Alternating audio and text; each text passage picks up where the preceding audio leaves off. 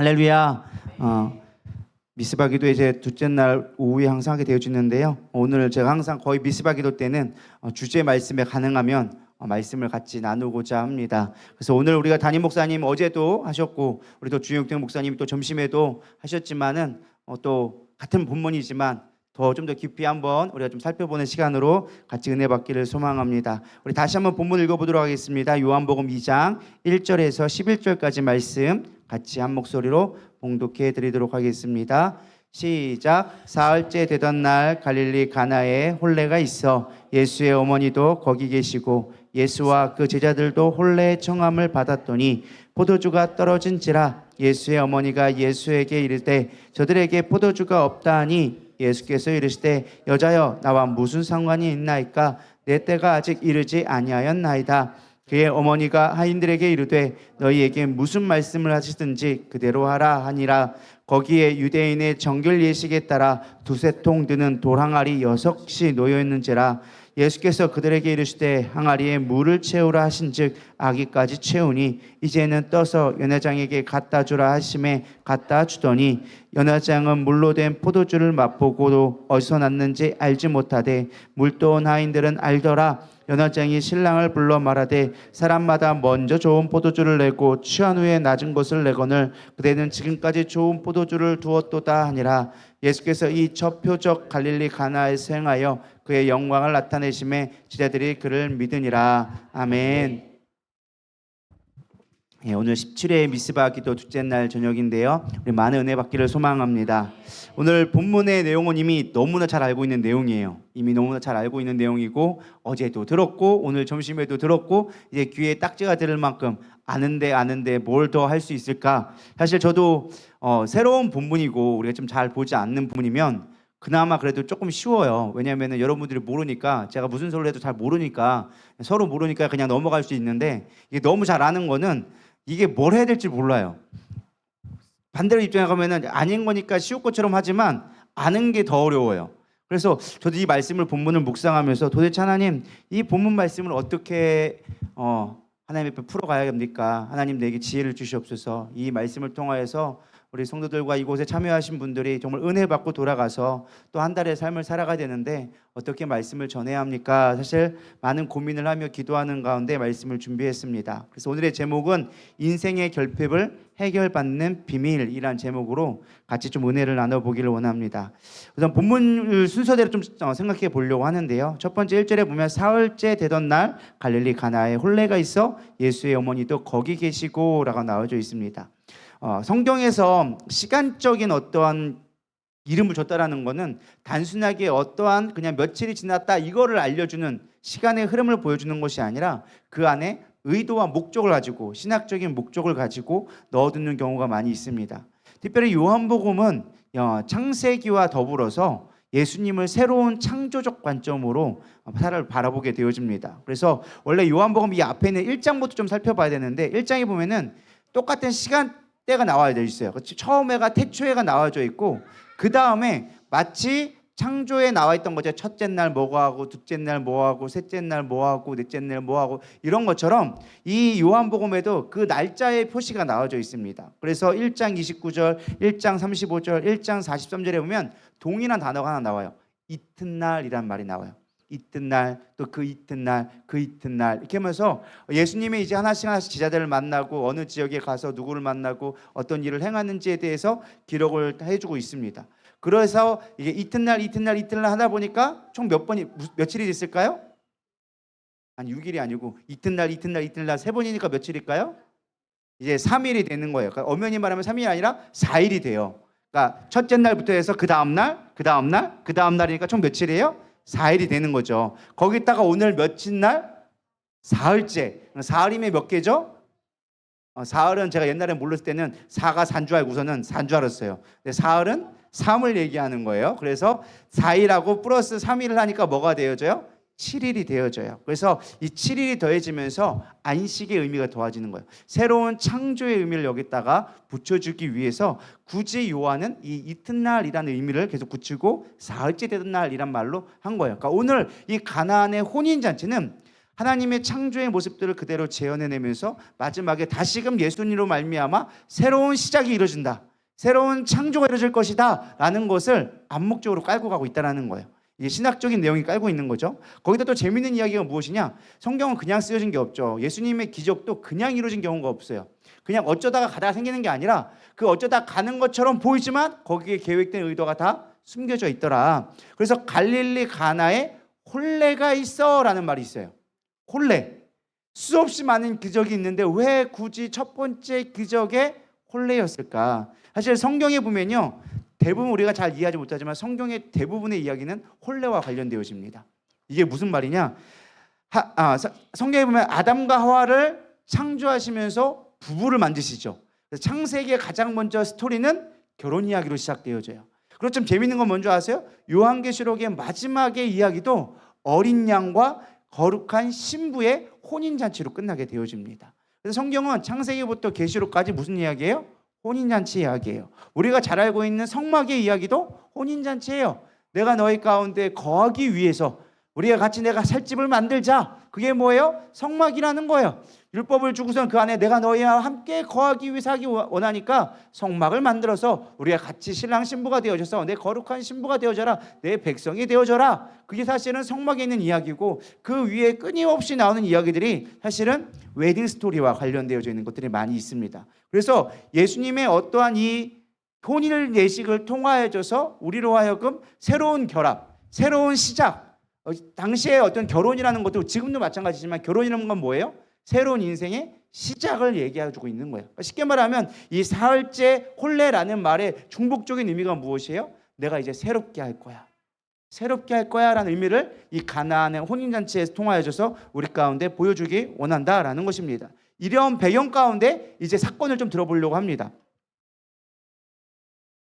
우리 2절부터 보면 예수와 그 제자들도 혼례의 청함을 받았더니 포도주가 떨어진지라 예수의 어머니가 예수에게 이르되 제자들에게 포도주가 없다니 라고 나와져 있습니다. 이제 배경을 보면은 예수의 어머님 마리아가 나옵니다. 근데 마리아가 이제 예수님을 초대한 거예요. 근데 예수님의 때는 그때 3명의 제자가 따라다니고 있었습니다. 아직 12명의 제자가 완성된 건 아니었어요. 3명만. 요한복음 1장에 보면 이제 3명을 불러놓고서는 가고 있는데, 예수님이 이제 어머님이 그 가나에 갔다가 나사렛 동네가 요 위에 있고 가나는 요 밑에 동네에 있어요. 쬐만한 시골 마을이에요. 그러니까 당시에는 이제 시골 마을에 있다 보니까 많은 사람들이 모여서 같이 이제 잔치를 벌이는 그런 문화가 있었단 말이죠. 혼례가 이루어졌다. 그 마을의 축제인 거예요. 그것도 하루 이틀이 아니라 일주일 내내 축제를 벌이는 그런 축제를 벌이게 되어지죠. 원래 시간이 좀 많았으면 중동에 좀 결혼 문화를 하려고 했는데 제가 예전에 설교를 한 적이 있어가지고 그거는 패스하고, 어쨌든 이 혼례를 관계되어졌던 거죠. 근데 마리아가 거기에 좀 중요한 역할을 했던 것 같아요. 좀 친밀한 관계가 있다 보니까 아마 그 안에 있어 벌어진 사건을 좀 알고 있었던 것 같아요. 그냥 하객으로 왔으면 그냥 떨어졌나 보다, 술이 없으면 끝났나 보다 하고 말 건데 술이 떨어져 간다라는 걸 아는 거 보면은 그래도 어느 정도 깊이 있는 관계가 있지 않았을까라고 생각을 하고 있습니다. 근데 포도주가 떨어졌어요. 이 중동에서 결혼식에서 가장 중요한 게 뭐냐? 우리 점심에도 말씀드렸지만은 술이에요. 술. 어디 가든지 술이 중요해. 이 포도주는 이 잔치에 있어서 가장 중요한 역할이라는 거예요. 왜냐하면은 우리가 중동의 결혼 문화를 보면 알겠지만은 중동은 정혼이란 걸 해요. 그래서 1년 전쯤에 가서 포도주를 주면서, 신부에게 포도주를 주면서 나랑 결혼해 주겠습니까? 라고 하면은 신부가 그 포도주를 마시면 그게 뭐 하는 거냐? 결혼이 되는 거예요. 그러니까 신부의 아버지에게 지참금을 보내고, 그러니까 내가 예를 들면 뭐 신부하고 결혼하려면은 조건이 있어요. 우리 내 딸하고 결혼하려면 양 20마리와 뭐 요걸 가져오고 뭐 가져오고, 그걸 만족하면은 내 딸을 줄게. 그럼 그걸 준비해서 와요. 지참금이라는 거를 가지고 다 오면은 신부한테 그걸 주면은 이제 신부가 그거를 받아들이면, 포도주를 마시면 결혼하겠습니다. 그러면 결혼이 성사가 된 거야. 근데 그렇다고 우리처럼 육체적인 관계를 맺고 진짜 첫날 밤을 보내는 게 아니라, 첫날 밤을 언제 보내느냐? 그게 통과되면은 신랑은 후다닥 돌아가 가지고 집을 줘야 돼. 신랑 신부가 지을 혼인집을 만들어 놓고 이제 일주일 동안 벌어질 잔치를 준비하기 위한 모든 예산을 준비해야 돼요.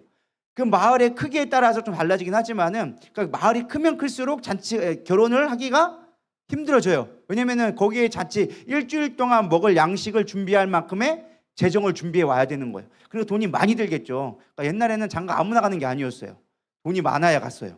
그러니까 요즘 같으면은 노총각이 너무나 많을 수밖에 없는 거야. 그러니까 그렇게 일주일치를 준비해야 되니까 풍성하게 사람들이 먹고 마시고 즐겨야지만 이 신랑은 능력이 있는 남편이야. 그러니까 신부를 보내도 돼. 이런 의미가 되어지는 거예요. 근데 이게 신랑이 했는데 포도주가 떨어졌다? 그럼 뭐가 되는 거예요? 아, 이 신랑은 능력이 없네. 아, 이거는 못 보내겠어. 결혼하면 안 되겠어. 이렇게 되는 거예요. 그러니까 신랑의 평가 기준이 되는 게 뭐예요? 이 잔치를 통해서 보여지는 거예요. 근데 잔치에서 포도주가 떨어지면 신랑의 가치가 떨어지는 거죠. 이게 파토날 위기에 있을 만큼 심각한 문제라는 거예요. 그냥 잔치에 그냥 파토 내야지 이런 분위기가 아니라 진짜 큰 문제다라는 거예요. 그래서 실제로 이들 가운데 어떤 얘기가 있냐면 신랑은 없어도 되는데 포도주는 빠져서 안 된다. 결혼식에 신랑은 없어도 되는데 포도주 없으면 안 돼. 이렇게 할 만큼 이들에게 포도주는 되게 중요한 문제였어요.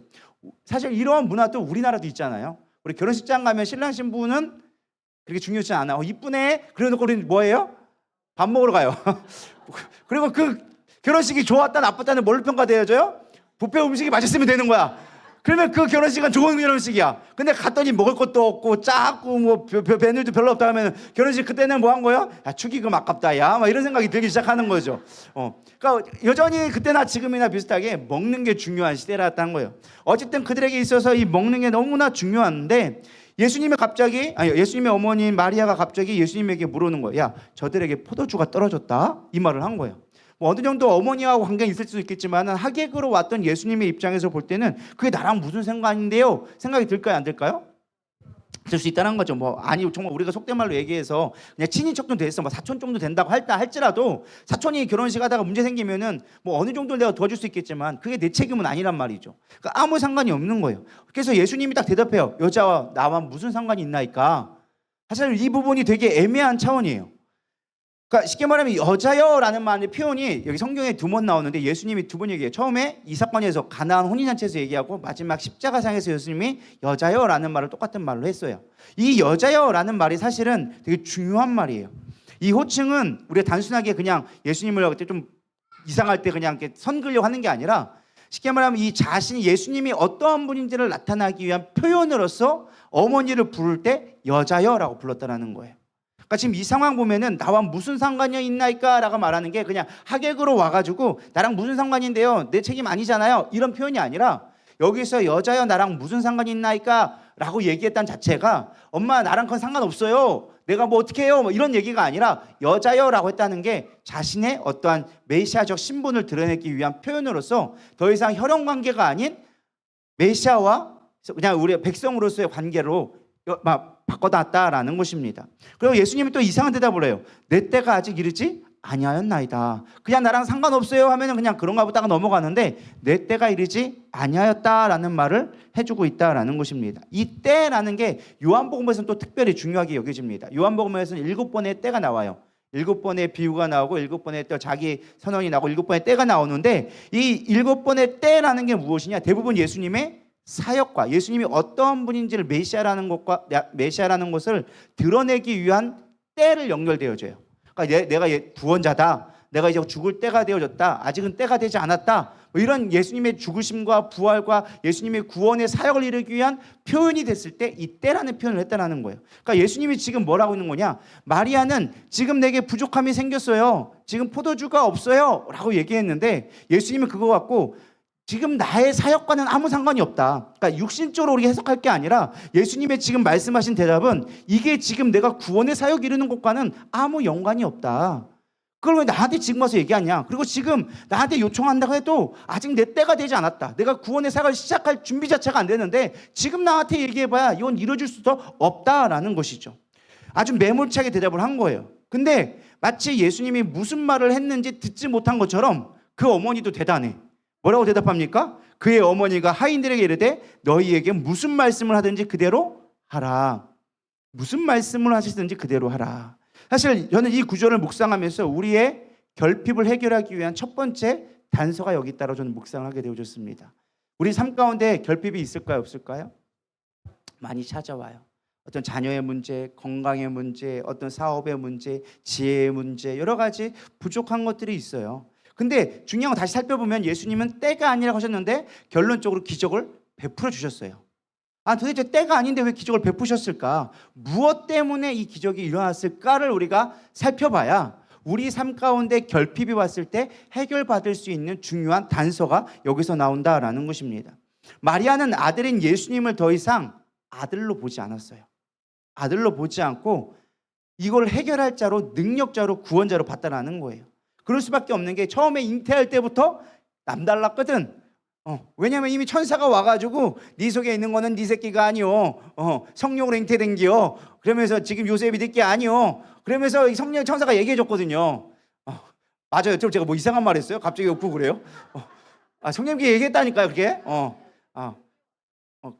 그거 우리말로 번역해 놓은 거고 뭐 히브리어게 했을 수도 있죠. 뭐 어쨌든 중요한 건 그건 네 새끼는 아니요. 그래가지고 이거는 성령으로 잉태된 거야. 하나님의 아들이요. 하면서 딱 하니까 그런가 보다 됐단 말이에요. 거기다 또 자라나는 모습을 봤더니 왜 나를 여기서 찾습니까? 여기가 아버지 집이 나의 집이 아닌 거 아직 모르십니까? 이렇게 얘기하는 표정을 봤을 때 예수님의 어릴 적 모습이 많이 기록되어 있지는 않지만 이거는 보통 사람은 아니구나. 내가 낳았지만 이거는 내 새끼가 아니구나 라는 것도 어느 정도 마리아가 알고 있었다라는 것이죠. 그리고 30년이 지났단 말이에요. 그리고 됐으니까 이제는 좀 때가 됐다 생각했는지 몰라서 어쨌든 얘기한 거예요. 이제는 때가 됐으니까 좀 일해 주시면 안 됩니까? 좀 표징을 보여주면 안 됩니까? 라고 믿음으로 선언을 했다라는 것입니다. 마리아는 아들인 예수를 더 이상 아들로 보지 않았다라는 것이죠. 그러자 예수님도 어머니라 부르지 않고, 홍길동도 아닌데 어머니를 어머니라 부르지 않고 여자여라고 부르면서 선긋기를 시작하는 거예요. 전 여기에 중요한 포인트가 있다 생각되어집니다. 우리는 신앙생활하면서 깨닫게 되는 것이 하나님은 절대로 손해보지 않는 분이라는 거예요. 원래는 하나님이 지금 일을 하려고 하지 않았던 때였어요. 물론 하나님의 영원한 계획 가운데, 영원한 경륜 가운데 예수님이 거기서 가실 수도 있겠지만 이 상황만 보고 예수님의 대답으로만 본다면 예수님은 원래 이곳에서 기적을 베풀 계획이 없었어요. 근데 그럼에도 불구하고 여기서 굳이 기적을 나타낸, 쉽게 말하면 우리의 관점에서 본다면 우리의 결핍을 해결받을 수 있었던 이유가 무엇이냐? 바로 마리아의 태도에서 나온 거예요. 지금 당신의 때가 되지 않았습니까? 당신이 구원자라는 걸 드러날 때가 되지 않았습니까? 이걸 통해서 좀 드러내 주시면 안 되겠습니까? 이렇게 얘기를 했다라는 것이죠. 그러니까 우리가 많은 사람이 착각하는 게 하나님 기도하면 내가 불쌍해서 나를 사랑해서 하나님이 기적을 베풀어 주시고 나의 부족함을 채워줄 것이다 라고 쉽게 생각하는데 그게 아니라는 거예요. 그거는 우리랑 상관이 없어. 그건 하나님과 상관이 없어. 예수님이 말씀하시잖아. 내가 부족합니다. 그게 나랑 무슨 상관인데? 지금 내 뜻도 아니고 내 계획도 아니고 내 뜻도 아닌데 그게 나랑 무슨 상관인데? 예수님이 말씀하셨다니까. 우리가 기도해요. 하나님 나 이거 부족해요. 이거 부족해요. 이것 때문에 안 돼요. 나 돈이 부족하고 지혜가 부족하고 자식이 말이 안 될 거고 건강도 약하고 이거 해결해 주세요. 그럼 하나님이 얘기하는 거예요. 내 때도 아니요. 그게 나랑 무슨 상관인데? 이렇게 대답한다니까요. 아닐 것 같죠? 그런다니까요. 하나님이. 여러분들이 하나님을 잘 몰라서 하는 말이에요.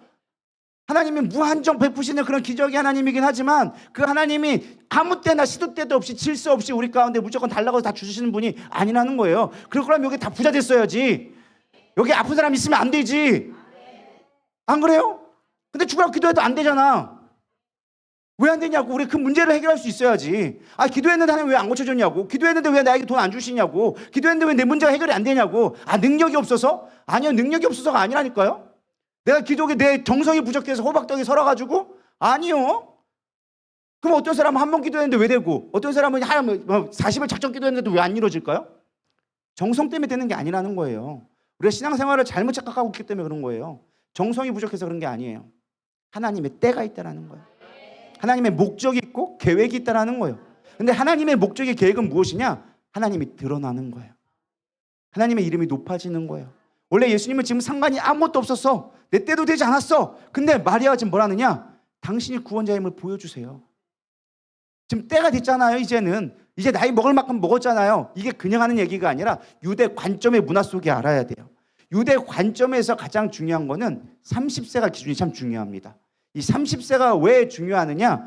우리가 13세가 되어지면 성인식을 해요. 유대의 아이의 13세가 되면 중학교 들어갈 나이가 되면 우리가 침례를 받는 것처럼 자기의 신앙을 책임질 수 있는 성인식을 치르게 되어져요. 뭐 이사야서를 통째로 외운다거나 시편을 통째로 외운다거나 어떤 기본적인 학습 과정을 테스트 받아가지고 성인으로서의 가치를 인정받아야 돼요. 근데 그건 13세야.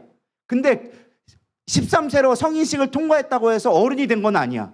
어른은 언제 되느냐? 만 30세가 지나야 돼요. 이 만 30세가 성경에서 되게 중요한데 민수기 4장 3절에 보면 곧 30세 이상으로 50세까지 회막의 일을 하기 위하여 그 역사에 참여할 만한 모든 자를 계수하라 나와져 있어요. 그러니까 성막에서 일할 수 있는 나이가 몇 살이냐? 30세예요. 왜? 그는 성인으로서 공적인 자신의 책임을 질 수 있는 나이가 30으로 봤다라는 거예요. 이해가 되시죠? 그러니까 요셉도 총리가 된 게 몇 세인 줄 아세요? 30. 다윗이 왕이 된 나이가 30. 재밌죠? 이렇게 보니까. 그러니까 그냥 되는 게 아니에요. 성경은 그냥 이루어진 게 없어요. 그러니까 예수님이 30이 됐으니까 마리아가 얘기한 거예요. 30 됐으니까 이제 메시아로 사역을 이루어야 때가 되지 않았습니까? 당신의 때가 되지 않았습니까? 근데 예수님은 내 때가 아직 안 됐는데요? 됐잖아. 안 됐다니까요? 그러니까 이것 좀 해주시면 안 돼요? 라고 부탁하는 것이 예수님이 당신이 구원자임을 이젠 나타내 주세요 라고 얘기하니까 원래는 계획이 없던 일이었는데 나의 이름이 드러나는구나. 나의 사역이 내가 어떤 자임을 드러내기 원하시는구나 라는 것을 그걸 기회로 삼아서 예수님이 일하시기 시작했다는 거예요. 전 이 말씀의 포인트가 여기 있어요. 우리가 정말 기도해야 돼요. 말씀도 붙잡고 하나님의 뜻을 가야 되지만 가장 중요한 건 무엇이냐? 나의 이 부족함, 결핍을 통하여져서 하나님이 드러나는가? 하나님의 이름이 드러나고 하나님의 능력을 통하여져서 하나님의 위대하심이 나타내어지고 하나님의 계획이 정말 구원의 역사가 나를 통해서 일어나기 원할 때 하나님은 우리의 기도를 통해서 역사되기 시작하는 거예요. 우리의 간구를 통해 역사되기 시작하는 거예요. 그러니까 단순히 내가 필요해요, 하나님 도와주세요 하면은 하나님 뭐라고 얘기하냐? 나와 무슨 상관인데. 하나님은 절대 손해보는 분이 아니세요. 여러분들이 하나님을 잘 알아야 돼요. 예수님이 원하시는 건 단순한 문제 해결이 아니라는 거예요. 도깨비 방망이처럼 우리가 요구한다고 딱딱딱 대어주시는 분이 아니라는 거예요. 분명한 계획과 목적을 가지고 우리 삶 가운데 기적을 베푸시는 분이라는 거예요. 내 삶의 결핍을 해결할 예수님은 자신이 구원자라는 거, 우리의 삶 가운데 주인 되기 원하신다는 거, 그분의 이름이 드러나기 원한다는 거, 그분의 뜻이 이루어지기 원한다는 걸 나타냈을 때 하나님 우리 가운데 기적을 보여주시는 거예요. 예수님이 베푸신 기적들은요, 단 한 번도 어쩌다가 일어난 적이 없어요. 다 철저한 계획 가운데 하나님의 이름이 나타나고 그분이 어떤 분인지를 드러낼 때 기적이 일어났다는 거예요. 그러니까 여러분, 우리가 기적을 바랄 때도 하나님의 뜻이 무엇인가를 구하면서 기도를 해야 된다는 거예요. 그래서 우리가 결핍이 찾아왔을 때 결핍의 시선이 고정되어지면 예수님에 대한 생각을 못해요. 하나님의 뜻과 하나님의 의에 대해서 생각하지 못해요. 그러니까 거기에 머물러 있는 거예요. 왜 하나님 나에게 이 결핍을 채워주지 않습니까? 왜 문제를 해결해 주지 않습니까? 거기에만 매여져 있으니까 문제가 해결되지 않는 거예요. 하나님 뭐라냐? 그럼 때를 기다려라. 내가 너를 통해서 내 영광이 드러날 때를 내가 기다리고 있다. 우리가 그 때를 빨리 땡기려면 뭐 해야 돼요? 아직 때가 안 됐음에도 불구하고 땡기려면 하나님이 드러나야 되는 거예요. 예수님이 내 삶 가운데 드러나야 되는 거예요. 그분이 어떻게든 내 삶 가운데 주인 되심이 나타나기 시작할 때 나타나기 시작한다라는 거예요. 여러분 성경에 봐보세요. 마태복음 8장에 보면 백부장이 나와져 있습니다. 사실 백부장은 사회적 지위가 꽤 있는 거예요. 로마의 백부장은요, 지금으로 말하면 우리나라로 따진다면 국회의원 이상 되는 영향력을 갖고 있었던 힘 있는 자였어요. 근데 그가 와가지고 뭐 합니까? 말씀만 하시옵소서, 그럼 내 종이 낫겠습니다. 사실 예수님은요, 이방인에 대해서 별 관심이 없었던 사람이세요. 이방 여인이 와가지고 내 딸을 죽게 되어졌습니다. 야, 나는 유대인에게만 보내받았지 이방인 여자에게는 난 관심밖에 없어. 아직 난 그거 갈 일이 없어. 아직 내 때가 되지 않았어. 예수님은 그 여인의 수치를 주면서까지 모독을 했어요. 근데 그 여인이 어떻게 했습니까? 걔도 주인의 상에서 떨어지는 밥을 먹습니다. 그러니 나에게 은혜 베풀어 주세요. 예수님을 인정하기 시작하고 예수님을 구원자라고 인정하니까 그럼 네 뜻대로 되라. 그래서 구원받게 되어진 거예요. 백부장도 마찬가지였어요. 예수님의 권위를 인정해드렸어요. 당신은 만왕의 왕이지 않습니까? 능력자지 않습니까? 나도 내 수하의 사람이면 말만 하면 되는데 당신의 권위 앞에서 말만 하면 되지 않겠습니까? 말씀만 하시옵소서. 그러면 이루어지겠나이다. 그러니까 하나님이 얘 봐라. 장난이 아니네. 얘 뭐 있네. 그래서 예수님 뭐라고 했어요? 야, 내가 이스라엘 중에 이만한 믿음 보지 못했다. 그러니까 그 직세를 낳기 시작한 거예요. 예수님은 원래 계획이 없었어. 이방인에 대해서 고쳐줄 생각도 없었고 거기에 갈 생각도 없었어. 근데 뭐예요? 예수님을 드러내기 시작하니까 하나님 고쳐주기 시작했다라는 거예요. 여러분 지혜를 구하셔야 돼요. 단순하게 우리가 구한다고 되는 게 아니에요. 땡깡 핀다고 되는 게 아니에요. 그건 어린아이 때나 되는 거야. 아기 때는 땡깡 피면 돼. 근데 조금 크면 땡깡 피면 안 돼. 의도 맞는 거지. 우리의 신앙도 잘 알아야 돼요. 초신자 때는 진짜 믿음이 없을 때 하나님이 하나님 되심을 보여주기 위해서 그냥 생각만 해도 주실 때가 있어. 근데 신앙 어느 정도 짬밥이 속된 말로 먹으면 이제 하나님은요, 우리 가운데 하나님의 뜻을 알기를 원하셔. 그래가지고 대나가나 안 고쳐주셔. 대나가나 문제 해결을 안 해주셔. 뭐 할 때만? 그분의 이름이 드러날 때만. 분명히 해결되려면 우리가 기억해야 되리라 믿습니다. 풍랑에서도 마찬가지예요. 심지어 제자들이 모르잖아요. 그럼 스스로 자신을 드러내기 시작해. 풍랑에 막 진짜 제자들이 두려움에서 우리를 살려주세요, 살려주세요 하니까 예수님이 주무시고 계셨어. 심지어 막 풍랑이 친데도 불구하고 예수님이 주무시고 계셔. 막 제자들한테 가서 왜 우리를 죽게 생겼습니다 라고 얘기하니까, 야, 니들 믿음 어딨냐? 도대체 니들 믿음이 뭔데? 나 믿는다며. 근데 이제 이거 풍랑 갖고 울어? 풍랑 갖고 지금 죽겠다고 난리 펴? 예수님이 올라가지고, 야, 바람아 잠잠하라 하니까 파도가 잠잠해졌어요.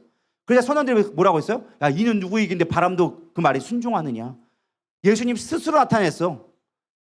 하나님은 풍랑 자체도, 자연 자체도 다스릴 수 있는 분이라고 스스로 나타냈어요. 그러면서 뭐 했어요? 제자들 보고 믿어라라는 거예요.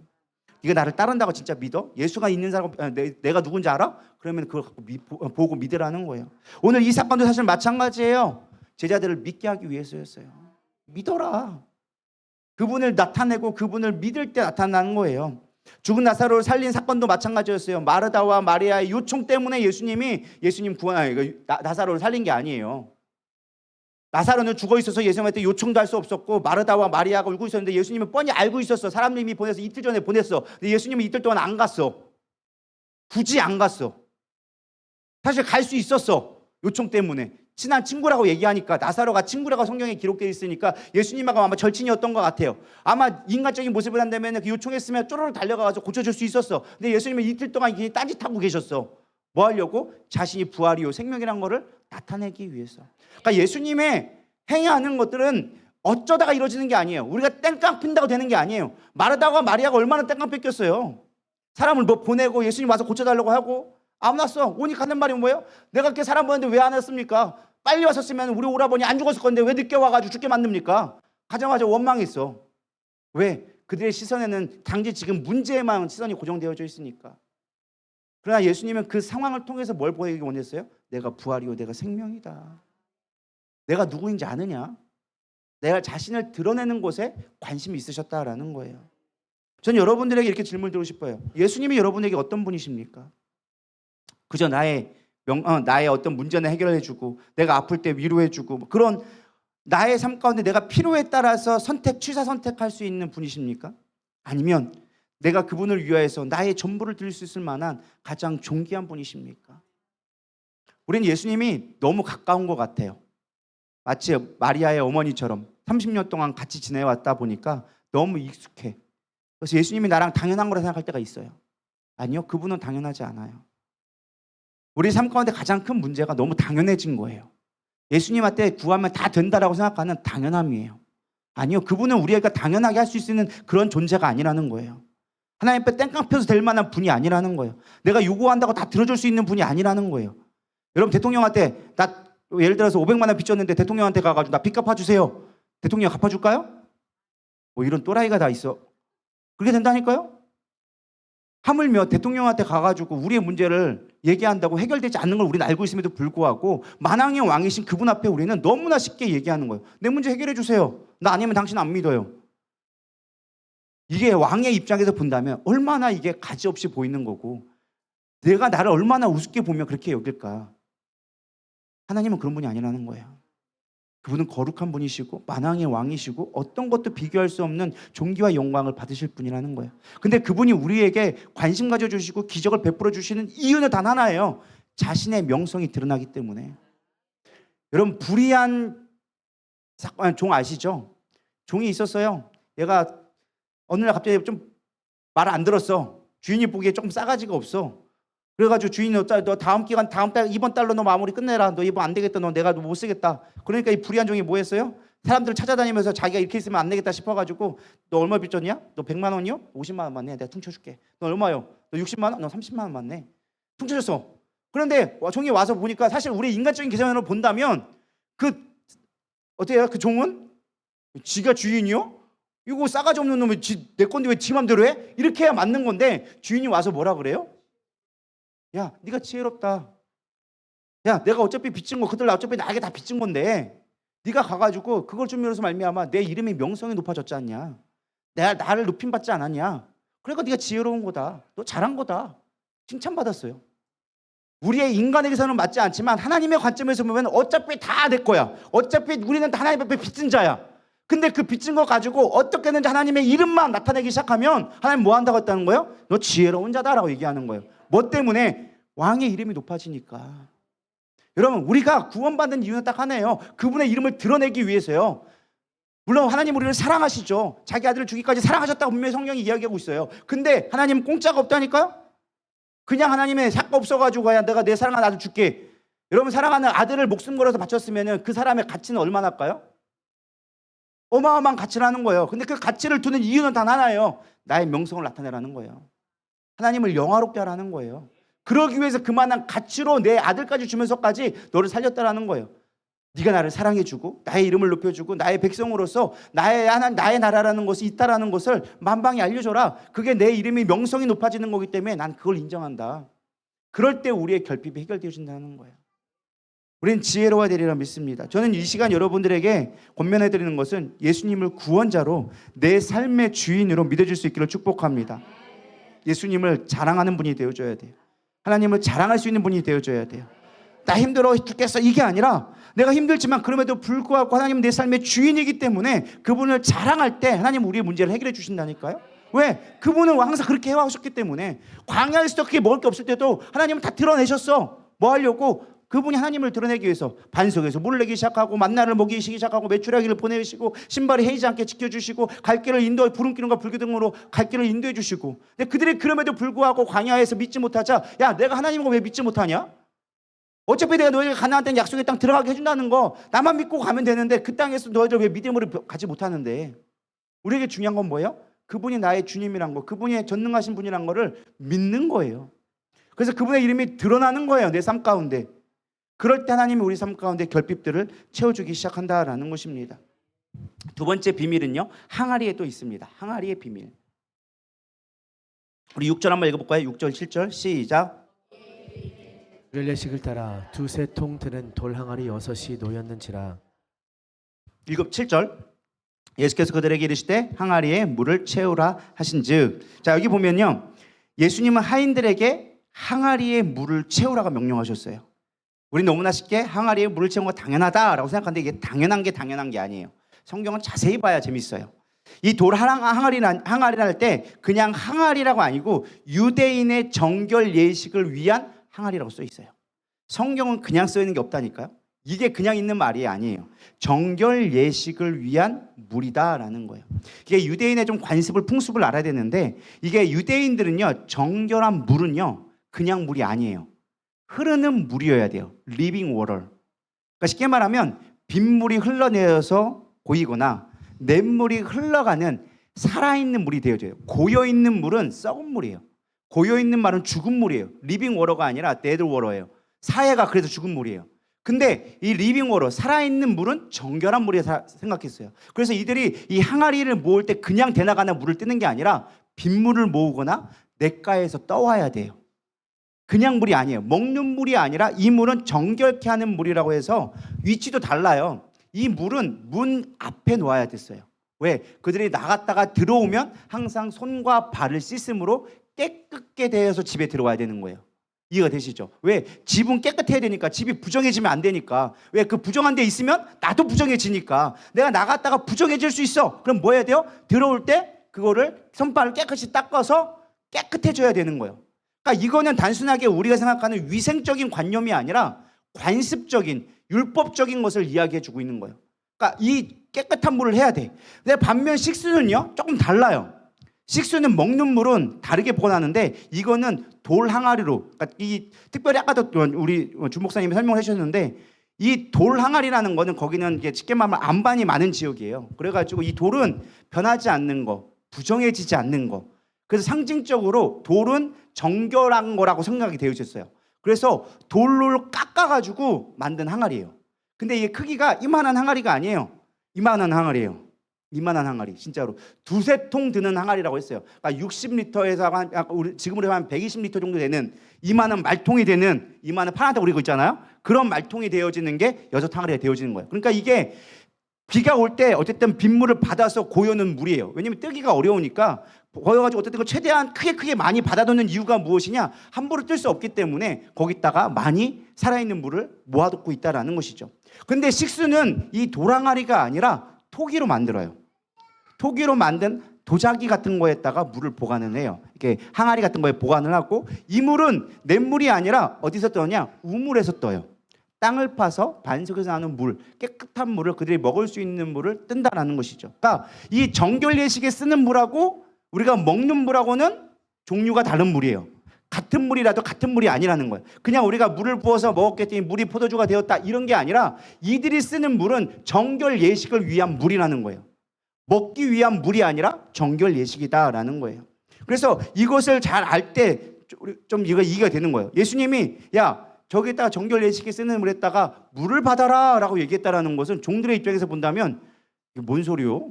포도주가 떨어졌다는데? 일반적인 생각을 한다면 포도주가 떨어지면 어디서 포도주를 구해오거나 아니면 포도주에 있는 물통에 있는 것들을 가져오라고 하거나 이런 생각을 해야 정상적인 건데 정결 예식을 왜? 사람들이 이미 다 들어왔는데 뭐 때문에? 이런 생각이 들 수밖에 없는 물이에요. 이해가 되시죠? 그러니까 이거는 단순하게 먹으려고 하는 게 아니네? 이거는 갑자기 정결 예식이 뭐지? 라고 생각했다라는 것이죠. 근데 예수님은 이것을 굳이 정결 예식을 가져오라고 했단 말이에요. 그러니까 이것도 물을 떠오라는 것도 단순하게 떠오른 게 아니라 목적을 가지고 떠오르다는 거예요. 정결 예식이라는 것을 쓰기 위해서 예수님은 거기다 한 것이죠. 그래서 정결 예식은 깨끗게 하는 것인데 예수님 그걸 뭘 보여주기 원하는 거예요? 야, 이제는 물로 씻음을 받을 게 아니라 피의 상징인 포도주를 변화시키면서 피로 깨끗함을 받아야 된다. 성찬식을 예표하고 있다는 거예요.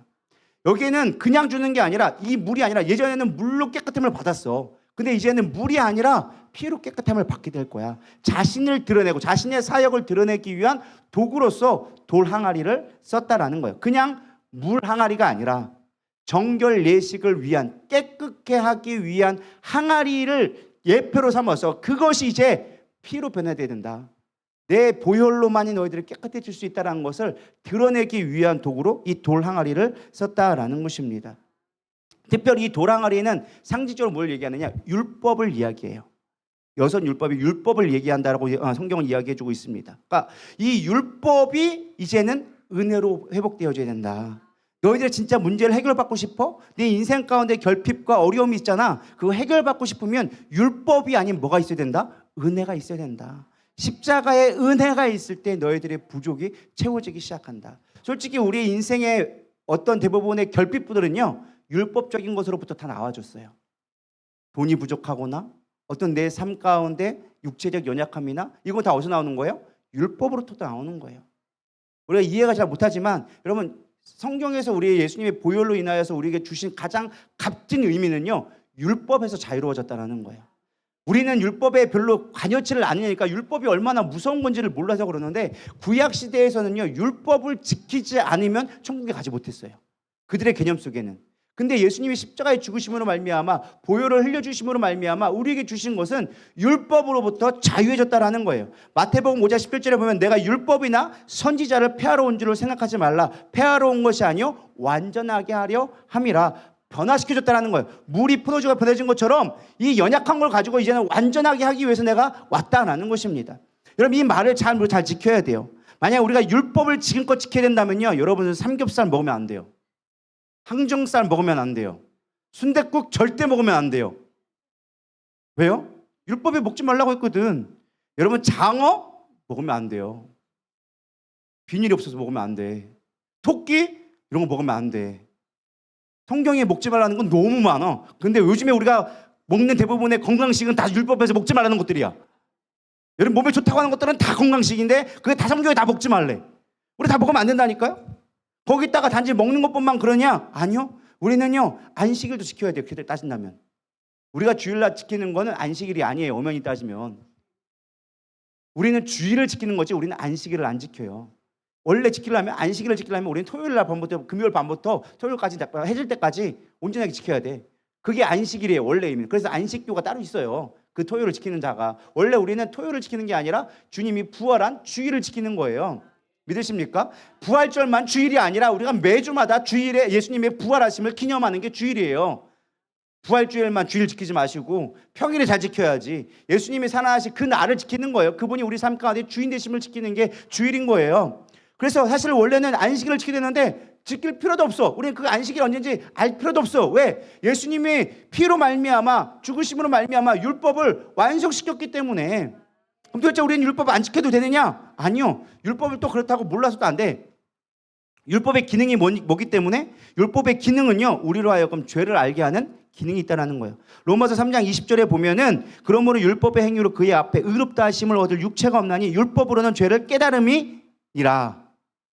율법이 없으면 죄를 깨달을 수가 없다. 율법의 기능은 죄를 깨닫게 하는 거다. 로마서 5장 13절 죄가 율법이 있기도 전에 세상에 있었으나 율법이 없을 때에는 죄를 죄로 여기지 아니하였느니라. 율법이 없으니까 죄가 죄인지도 모르더라. 법이 없어봐 뭐가 죄인지도 모르지. 법이 있으니까 죄가 죄인지를 아는 거예요. 이해가 되시죠? 그러니까 율법이란 건 하나님이 어떠한 분인지를 드러내고 우리의 힘으로 그 법을 하나님의 거룩함까지 우리가 갈 수 없다는 것을 깨닫는 거예요. 믿으십니까? 그러니까 성경에 있는 거 우리가 율법 지키라는 거 다 지키고 360일 지킬 수 있느냐? 못 지키더라는 거예요. 그 지킬 수 없다라는 것을 깨닫게 하기 위해서 율법이 있는 거다. 내 힘으로는 구원받을 수 없구나. 내 능력으로는 될 수 없구나. 내 능력으로는 결핍을 해결받을 수 없구나. 그걸 해결할 수 있는 분은 오직 예수님밖에 없구나. 예수님의 희생과 예수님의 피 흘림이 아니고서 내가 구원받을 수 없구나라는 것을 깨달을 때 비로소 역사가 나타나기 시작한다는 거예요.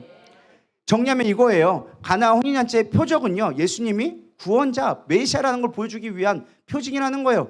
율법에 매여서 너희들 결핍하지, 힘들었지, 부족했지. 아니, 이제 예수님의 죽으심으로 말미암아 그분의 희생으로 말미암아 우리가 자유함을 얻는다라는 거예요. 율법에 매이지 않게 되어졌다라는 거예요. 율법 설교 저도 옛날에 신학교 때 들었을 때 뭔 말인지 하나도 못 알아들었어요. 목사님들 오셔가지고 율법이다, 뭐 은혜다, 막 얘기하는데 뭔 얘기야? 그냥 그런가 보다. 율법은 율법이다, 은혜는 은혜다 생각을 했는데 진짜 10년 지나고 목회자가 돼 보니까 이제 그게 좀 뭔지 알겠어요. 아마 여러분 지금 들을 때 뭔 말이야 하시는 분들도 있을 거예요. 율법이 뭔 상관이야? 나랑 무슨 상관인데? 예수님의 십자가 대속이 나랑 뭔 상관인데? 하시는 분들도 있을지도 몰라요. 그러나 그것이 깨달아지는 순간 하나님의 은혜를 깨닫게 되어지는 거예요. 내 삶의 결핍이 해결되어지는 게 거기서 나온다는 것을 깨닫게 되어지는 거예요. 왜 예수님의 보혈이 내 삶의 결핍과 무슨 상관인데? 예수님이 십자가에 죽으신 게 내가 지금 부족한 거랑 무슨 상관인데? 내 돈이 통장에 잔고가 없는 건 도대체 뭔 상관이야? 내 새끼가 뭐 말 안 듣는 거랑 무슨 상관이야? 내 건강이 안 좋은 거랑 도대체 무슨 상관이야? 아무 상관이 없어 보이지만 여러분 율법과 은혜를 깨닫는 순간 여러분 그것을 자유함을 누리게 되어지는 거예요. 왜? 내 힘으로 될 수 없다는 걸 깨닫는 순간 내 안에 채워지는 은혜가 있기 때문에. 어차피 우리는 이 땅에서 부족하며 살아가요. 어차피 이 땅에서 우리는 다 고통받게 되어져 있어요. 왜? 우리는 죄 가운데 놓여진 자니까. 율법 아래 놓여져 있는 자니까. 이해가 되시나요? 우리는 율법에서 자유롭지 않다니까요. 그러나 예수님의 피가 우리를 온전히 덮었을 때 우리는 거기서 자유함을 얻는 거예요. 결핍으로부터 자유함을 얻게 되어지는 거예요. 이 근본적인 가장 신앙의 핵심의 내용을 여러분들이 깨달아질 때야 비로소 하나님 앞에 내 삶에 부족한 것이 부족이 아니라는 걸 깨닫게 되어져요. 우리는 여전히 물질에 매여져 있어요. 부족한 건 부족한 거예요. 통장에 잔액이 없는 것과 예수님을 믿는 것과는 별개의 문제야. 안 그래요? 내 몸이 아픈 것과 병 고치는 건 예수님이 내 병 고쳐주기만을 원하지 그것이 예수님을 믿는 십자가의 대속과 의미와는 전혀 상관이 없어. 근데 예수님의 십자가 대속의 의미를 깨닫는 순간 내 병의 고침의 좌우는 중요치 않아. 고치심도 하나님의 뜻이요 고치지 않음도 하나님의 뜻이에요. 내 안에 결핍이 아니라 고통이 고통되게 내버려두지 않고 고통을 통해서 하나님을 바라볼 수 있는 눈이 생기기 시작하는 거예요. 그러면 더 이상 고통이 결핍이 나에게 결핍이 되지 않는 거예요. 이게 이해가 되실란가 모르겠어요. 결핍인데 결핍이 아니야. 고통인데 고통이 아니야. 이게 하나님이 맡겨주신 복음의 비밀이라는 거예요. 십자가의 의미라는 거예요. 이게 우리가 결핍을 해결받을 수 있는 비결이라는 거예요. 세 번째는요. 온전히 순종할 때 하나님이 역사하신다라는 거예요. 7절 후반절에 보면은 예수님이 정결 예식 항아리에다가 물을 채워라 라고 얘기를 했어요. 근데 놀라운 건 종들의 모습이에요. 아기까지 채우니 라고 나와져 있어요. 아기까지 채우니. 그러니까 이 아기까지 채웠다라는 거는 넘치도록 했다라는 거예요. 여러분 물을 딱 맞춰서 딱 맞춰 세울 수 있어요? 이게 딱 맞추려면 딱 하나예요. 넘치면 여기 딱 걸리게 돼 있어요. 근데 여기 넘치게 딱 맞추려면 뭔가가 항상 부족해. 한두 방울 더 떠안을 수 있어. 근데 이게 완전히 넘치도록 하면 여기 아기까지 딱 채웠다라는 거예요. 넘치도록 순종했다라는 거예요. 여러분 저는 여기 말씀을 묵상하면서 이 하인의 모습을 저는 되게 깊이 묵상을 했어요. 우리 가운데 어떤 결핍을 해결받을 수 있는 가장 중요한, 우리가 그래마도 해야 될 수 있는 가장 중요한 거는 이 종들의 태도예요. 짧은 구절이지만 사실 여기는 우여곡절이 엄청 많았을 거예요. 여기는 그냥 제 상상이에요. 성경에 나와 있지는 않은데 그냥 제가 성경을 보면서 묵상하면서 상상한 게 이거예요. 종들이 예수님이 말씀하셨을 때 아까도 얘기했지만 되게 황당했을 거예요. 포도주가 떨어졌는데 술단지를 가져오라고 한 게 아니고 포도주를 따라하는 것도 아니고 어째 전혀 상관이 없는 손발을 씻는 정결 예식의 물을 가져오라고 했지? 그러니까 이거는 전혀 상관없는 물이란 말이에요. 사실 이 물도 그냥 물을 떠오라고 했으면 우물에서 떠오면 돼. 근데 정결 예식의 항아리를 떠오라고 한다면 냇가까지 가야 된단 말이야. 이해가 되시죠? 차원이 다른 물이야. 우리가 생각하는 그냥 물 떠왔다가 뜨는 게 아니라 냇가까지 가야 돼. 냇가가 얼마나 가까운지 얼마나 멀리인지 몰라. 아마 좀 거리가 있었으면 아마 저 몇 시간을 막 1시간 이상 걸어갈지도 몰라. 근데 거기를 가가지고 가득 채울 때까지 했다라는 거예요. 뭐 가까이 있었나 가까이 멀리 있는지 모르겠어. 어쨌든 중요한 건 그 떠오는 그 순간 가운데 이거 왜 해야 되는 거야? 이런 생각이 들었을까요? 안 들었을까요? 100% 들었을 거예요. 아니 우리 같으면 아마 이런 생각을 했을 것 같아. 아 술에다가 물 타려고 그러나? 여러분 그렇지 않아요? 원래 좀 독주에다가는 뭘 섞어 먹어요? 얼음 물을 섞어 먹어요. 독한 데는 물을 섞어도 그냥 술이야. 이해가 되시죠? 그러니까 이 사람들 좀 취했으니까 잔치 막바지 됐으니까 아 술에다가 물 타도 그냥 양 불리기 하면 대충 될 수 있겠다. 제가 제 상상이라니까 이거 성경에 있는 건 내용은 아니라는 거예요. 그냥 제가 상상하면 그런 거예요. 내가 종이었다면 물 떠오라고 했을 때 이거 우물물 떠오라고 했으면 식수를 떠오라고 했으면 아 물 타려고 그러나 보다. 대충 아유 좀 주인이 좀 궁했나 보네. 뭐 이렇게 할 수 있을 것 같은데 정결 예식이 물을 떠오라고? 아니 사람들 다 집에 가는데 무슨 정결 예식이야? 아무 쓰잘데기 없는데 이걸 왜 하래? 생각해 보세요. 정결 예식의 물은 언제 필요한 거예요? 손님 맞을 때 필요한 거예요. 손님 이제 집에 가게 생겼는데 정결 예식이 물을 떠놓으래. 집에 다 가는데 정결 예식 물이 무슨 상관이 있냐고. 아무 상관이 없는 거야. 근데 뭐였더라? 아구까지 채웠더라. 말도 안 되는 일에 그냥 했다라는 거예요. 이들이 머리가 없었을까요? 아니에요. 주인의 명령이니까. 제가 말씀을 묵상할 때 그거였어요. 아 그렇구나. 하나님이 우리의 결핍을 채워주실 때 우리에게 가장 요구한 건 딴 거예요. 똑똑한 게 아니라 무식한 거. 그냥 생각 없이 말씀하시면 네 알겠습니다. 아구까지 그냥 부으라 물 채우라니까 아구까지 채우란 말 성경이 없어. 근데 그냥 떠다 놓으라니까 그냥 용우기처럼 무작정 좀 풀어놓는 거예요. 왜요? 이런 말 없어. 그냥 떠놓으라면은 네 언제까지? 넘칠 때까지요. 다 넘쳤네. 그 다음부터 해야지. 이렇게 하고 있는 거예요. 근데 하나님은 뭐 하시더라? 거기에 역사하시더라. 고린도서 4장 2절 그리고 맡은 자에게 구할 것은 충성이니라. 누가복음 17장 10절 이와 같이 너희도 명령받은 것을 다 행한 후에 이르기를 우리는 무익한 종이라 우리가 하여야 할 일을 한 것뿐이라 할지니라. 여러분 결핍을 해결받는 비결이 딴 데 있지 않더라고요. 그냥 시키는 대로 하면 돼요. 지금 내가 해야 될 거를 최선을 다해서 하면 결핍도 채워지는 거예요. 제가 목회할 때 그렇더라고요. 신앙생활하거나 목회를 할 때도 마찬가지인 것 같은데 막막하고 풀리지 않고 뭔가가 허덕이는 때가 있어요. 허덕이는 때가 있어. 그럼 우리는 막 뭔가 특별한 걸 기대해요. 뭔가 새로운 일이 있어지기를 원하고 뭔가 특별한 기적을 막 원해요. 막 해결하기 위해서 뭔가 사람을 찾거나 막 새로운 걸 기대했는데 예수님이 우리에게 하시는 말씀 딱 하나예요. 그냥 하던 거 해라. 시키던 거 해라. 기도하고 예배하고 말씀 보고 하나님 살계시면 전도하고 그거 하라는 거예요. 그냥 말씀에 순종해서 하면 뭐 해준다? 주님이 채워주신다. 우리 살 때는 전혀 쓸모없는 것 같아요. 아니 내가 기도하는 거랑 내 통장에 잔고 채워지는 거랑 무슨 상관이 있는데요? 내가 지금 말씀 보고 전도하는 거랑 무슨 상관이 있는데요? 전도할 시간에 가가지고 돈 벌으면 차라리 통장에 잔고라도 쌓이지. 단돈 10,000원이라도 벌지. 내가 지금 전도 나가는데 통장에 잔고랑 어떻게 쌓이는데요? 이게 무슨 연관이 있는데요? 아무 상관이 없잖아요. 그래요 안 그래요?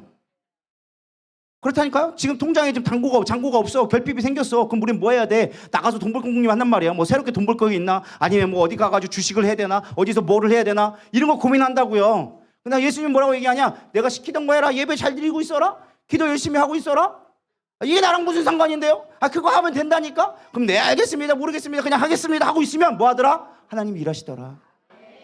전혀 상관없는 그 돌항아리가 포도주로 바뀌는 기적이 거기서 일어난다라는 거야. 우린 이 원리를 모르니까 맨날 삽질하다가 끝나는 거예요. 여기 가서 삽질하고 저기 삽질하고 여기가 아닌가벼? 여기 물이 안 나오네? 저기 삽질하다가 또 끝나고 그러다가 지쳐서 땡칠이 되는 거예요. 신앙생활을 하다가. 이 영적인 원리를 깨닫지 못하는 거예요. 할렐루야. 이게 되게 쉬운 것처럼 이렇게 설교를 하니까 되게 쉬워 보이는데 쉬운 얘기가 아니에요. 상당히 수준 높은 설교를 한 거 여러분 깨닫기를 소망합니다. 또 재미있는 이야기 여기 나와요. 9절에 연회장이 물로 된 포도주를 맛보고 어디서 났는지 알지 못하되 물도온 하인들은 알더라. 연회장이 신랑을 불러 이르시되 이렇게 나옵니다. 저는 이 말씀을 보면서 또 깨달은 게 그거예요. 재미있는 게 똑같은 말이 나와요. 하객은 알지 못했는데 하인들은 알더라. 여러분 이 말의 의미를 잘 묵상을 해보세요. 뭘 알았을까 뭘 몰랐을까요? 하객들은 알지 못했다. 근데 하인들은 알았다. 뭘 알고 뭘 몰랐을까? 아, 이거 물이었는데 포도주였냐? 이걸 알지 못했을까요? 야, 원래 정결 예식에 쓰는 물이었는데 그걸 알지 못했더라. 이런 말일까요? 그런 말이 아니겠죠. 여기는 중요한 신학적 메시지가 있어요. 포도주를 맛본 자들이 나와요. 하객은 포도주를 기적을 맛본 자예요. 경험한 자예요. 이해가 되시죠? 물이 포도주 되잖아요. 기적을 맛본 자예요. 근데 그들은 알지 못했어요. 근데 하인은 포도주를 맛보지 못했어요. 뭐 했어요? 죽으라고 물만 떴어요. 근데 그들은 알았어요. 뭘 알았을까요? 예수님이 구원자라는 걸 알았어요. 예수님이 능력자라는 걸 깨달았어요. 우리가 생각할 때는 기적을 경험한 하객들이 땡 잡았다고 생각할 수도 있어요. 근데 하객들은 문 밖을 나가는 순간 아무것도 남는 게 없어요. 그들은 알지 못했어요. 근데 누구는 알았어요? 하인들은 알았어. 죽으라고 뺑이 치고 주님이 하라는 것만 하고 전혀 상관없는 것만 했는데 순종만 했더니 알게 되었더라. 말씀 듣고 순종했더니 알게 되었더라. 그럼 이 비밀을 좀 깨달으시나요? 우리는 늘 뭐를 원해요? 나는 하객이 되어줘서 주님 이 예배당에 와서 구경꾼 되어줘서 주님의 기적만을 경험하고 돌아가기 원합니다. 그게 우리 모습 아니에요? 여러분 여기 왜 왔는데요? 나 기적 경험하고 하려고 왔어요. 하나님 나 부족해요. 포도주가 떨어졌어요. 채워주면 안 돼요? 물이 포도주 되면 안 돼요? 그것 때문에 왔어. 근데 중요한 건 포도주를 맛보고도 뭐 하더라? 주님이 어떤 분인지 알지 못하더라. 여러분 신앙생활 했어도 아무리 기적을 경험했어도 주님이 어떤 분인지를 알지 못하면 꽝이 나는 거예요. 근데 하인들은 말씀 듣고 순종하면서 이게 왜 되나? 이거 무슨 소용이 있나? 근데 그거 했더니 주님이 물이 포도주가 변화된 거를 보고 알았더라. 주님이 능력자구나. 주님 있으면 되는구나. 말씀에 순종하면 되는구나. 해결되어지는구나를 누가 알았더라? 하인이 알았더라. 저는 깨달은 게 그거예요. 하객들이 주인공이 아니라 이 하인이 주인공이에요. 하인이 깨달았다니까. 하인이 기적을 경험했다니까요. 하객들은 알지 못했어. 아우 좋은 거네. 아우 좋다. 기적 전짱이네. 나도 기적 경험하고 싶은데 야, 이 최상급 포도주 어디서 나왔는데 이거 믿고 끝나면 안 된다는 거예요. 여러분 신앙생활 할 때 와 최상의 기적을 경험해 봐야지. 병고침 받아봐야지.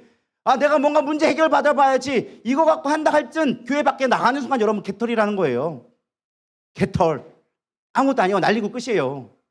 그러나 순종하고 미련하지만 하나님 이 길 가야 되는 거 맞습니까? 이거 맞는 거예요? 진짜예요? 그럼에도 불구하고 그 길을 간 자들은 예수를 알게 되더라. 전 여러분들에게 이 결핍을 해결받는 비결이 어디서 나오느냐? 순종하는 자에서 나오는 거예요. 순종할 때 우리가 내가 직접 기적의 주인공 되지 않을다 할지라도 포도주를 내가 맛보지 못한다 할지라도 기적의 주인공이 안 된다 할지라도 말씀에 순종하는 자가 복되더라.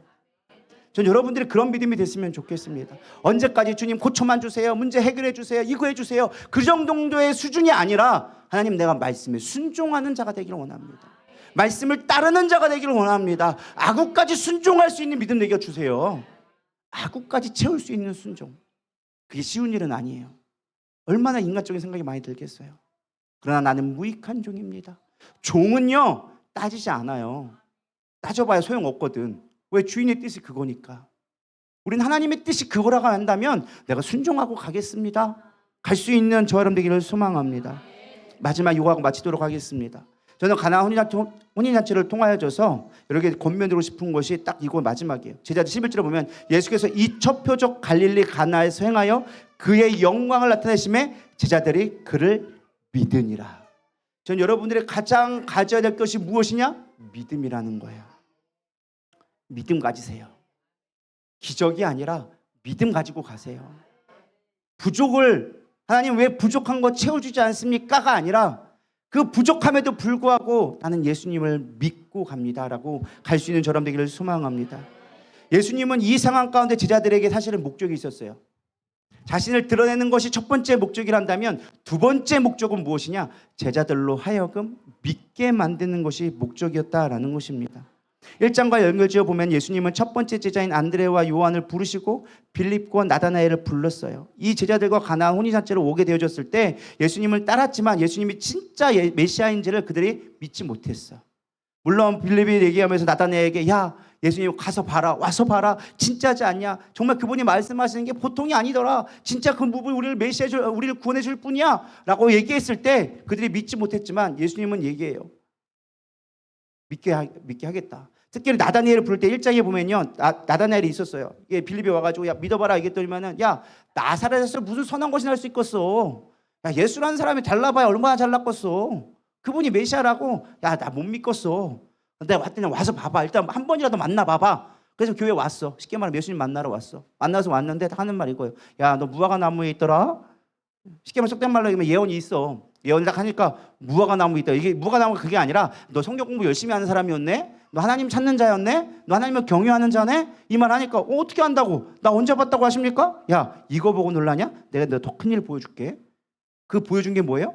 가나안 사건이라는 거야. 뭐 하려고? 믿게 하려고.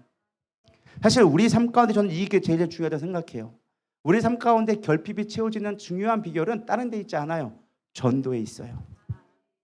우리 신앙생활 가운데 늘 갈급한 이유는 무엇이냐? 신앙생활 예배도 드리고 헌금도 열심히 하고 봉사도 하고 열심히 하는데 내 삶 가운데 왜 신앙생활 하는 데 갈급함이 있지?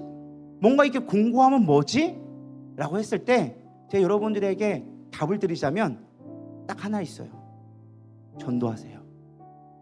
양육하세요. 저도 신앙을 하다 보면 목회를 하다 보면 공허함이 올까요? 안 올까요? 와요. 때때로 수시로 찾아와요. 수시로 찾아와요. 나 뭐 하고 있는 거지? 나 목사 맞나? 나 잘하고 있는 거 맞나? 이게 진짜 제대로 한 거 맞나? 때려치려고 하는데 때려칠 방법이 없네. 뭘 해서 먹고 살지? 막 이런 고민을 한다니까요. 죄송한 부끄러운 고백이지만. 근데 그때마다 슬럼프가 올 때마다 이겨낼 수 있었던 중요한 방법은 무엇이었느냐? 제자 양육하는 거예요. 하결사를 하는 거예요. 하결사는 사실은 내가 제자 양육한다고 하지만 사실은 내가 회복되기 위해서 하결사를 항상 해왔어요. 내 믿음이 떨어질 때쯤 되면은 항상 성도들에게 하결사 언제 해요? 물어봐요. 그럼 하결사면은 이제 또 때가 됐나 보구나. 내가 흔들릴 때가 됐나 보구나. 또 하나님이 나를 또 세우시려고 하시는 거구나. 제자 양육을 하기 시작하는 거예요. 삶과 같이 기도하고 양육하고 말씀으로 하나님의 순종하자고 나도 못하지만 같이 하자고 할 때 그 가운데 내 안에서 회복이 일어나기 시작하는 거예요. 여러분 이게 놀라운 비밀이에요. 엄마는 강하다. 이게 무슨 말인 줄 아세요? 여자는 약하지만 엄마는 강하다. 이게 양육하면 알 수 있는 말이에요. 그냥 내가 혼자 할 때는 약해. 근데 양육해보면 내가 강해져요.